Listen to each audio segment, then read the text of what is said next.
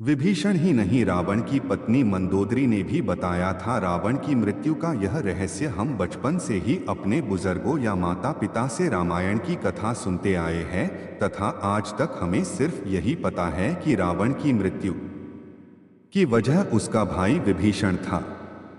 विभीषण ने ही श्री राम को अपने भाई रावण के मृत्यु का रहस्य बताया था।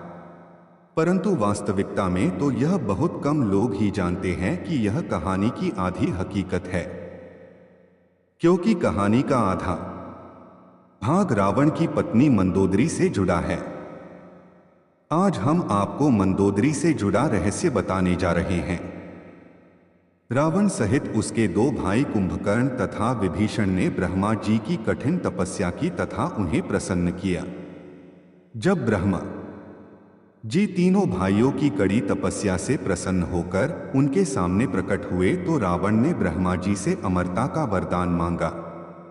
ब्रह्मा जी ने रावण के इस वरदान पर असमर्थता जताई, परंतु उन्होंने रावण को एक तीर दिया।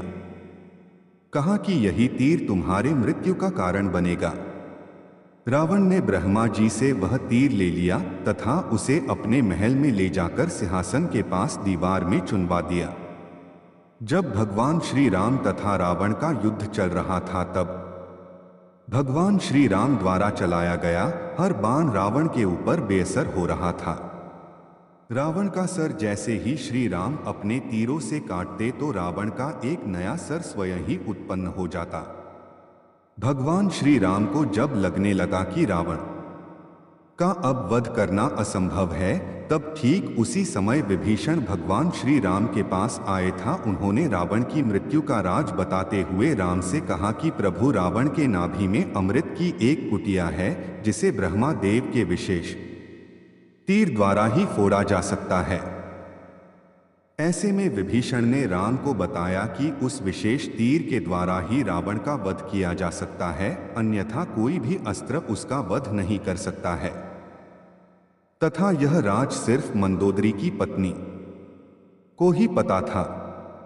बस फिर क्या था, हनुमान जी ने एक ज्योतिषाचार्य का रूप धारण किया था।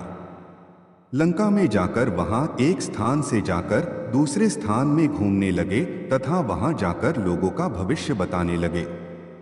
कुछ ही समय में हनुमान रूपी ज्योतिष की खबर पूरे लंका में फैल गई। उस ज्योतिष की खबर रावण की पत्नी मंदोदरी तक पहुंची तथा मंदोदरी ने उनकी विशेषता जान उत्सुकतावश उन्हें अपने महल में बुलवा लिया। हनुमान रूपी ज्योतिष ने मंदोदरी को रावण के संबंध में कुछ ऐसी बात कही जिसे सुन मंदोदरी आश्चर्यचकित हो गई। बातों ही बातों में हनुमान जी मंदोदरी को रावण के संबंध, उसे ब्रह्मजी से वरदान के रूप में प्राप्त तीर के बारे में बतलाया। साथ ही साथ हनुमान जी ने यह भी जाहिर करने की कोशिश की कि जहां भी वो बाण पड़ा है वह सुरक्षित नहीं है। हनुमान जी चाहते थे कि मंदोदरी उन्हें किसी भी तरह उस बाण का स्थान बता दे। मंदोदरी पहले तो ज्योतिषाचार्य को आश्वस्त करने की कोशिश करती रही कि वो बाण सुरक्षित है, लेकिन हनुमान जी की वाक्पटुता की वजह से मंदोदरी बोल ही पड़ी कि वह बाण रावण के सिंहासन के सबसे नजदीक स्थित स्तंभ के भीतर चुनवाया गया है। यह सुनते ही हनुमान जी ने अपना असल स्वरूप धारण कर लिया और जल्द ही वह बाण लेकर श्री राम को के पास पहुंच गए। राम ने उसी बाण से फिर रावण की नाभि पर वार किया।